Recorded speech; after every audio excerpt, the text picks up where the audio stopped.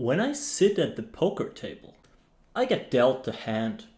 I look at it, I play pre-flop, and then I play my hand post-flop the best way I can.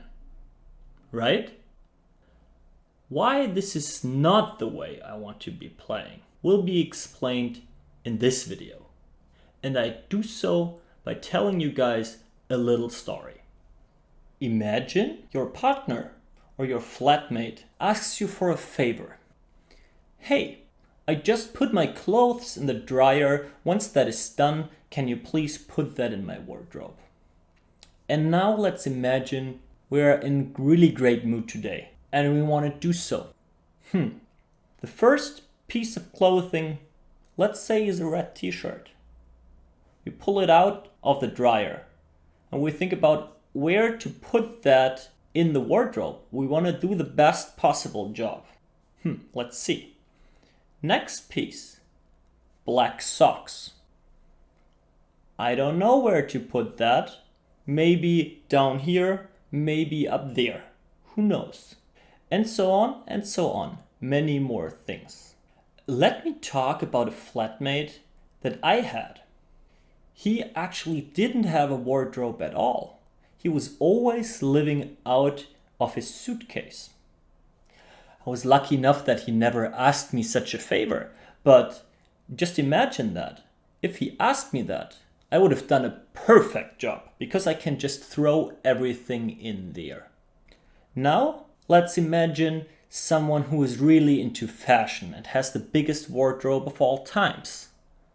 Well, where does a t-shirt belong in the end? Is that sorted by size, by kind, by color?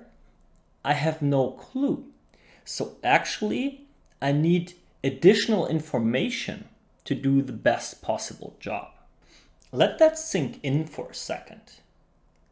Obviously, I'm not talking about clothes and wardrobes here, but this is nothing else but having a hand, which is every piece of clothing, and a range, which is, well, the whole, everything.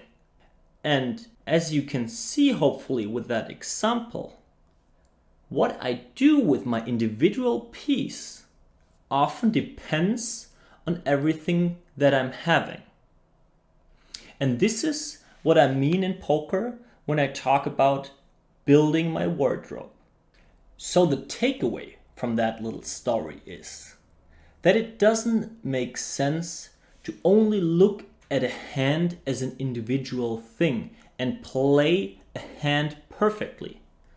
That's not possible because you need to know everything else around it, our whole range. Which hands do we end up in that spot with to really make the perfect decisions in the end? How to proceed in that spot, we will talk about in the next videos.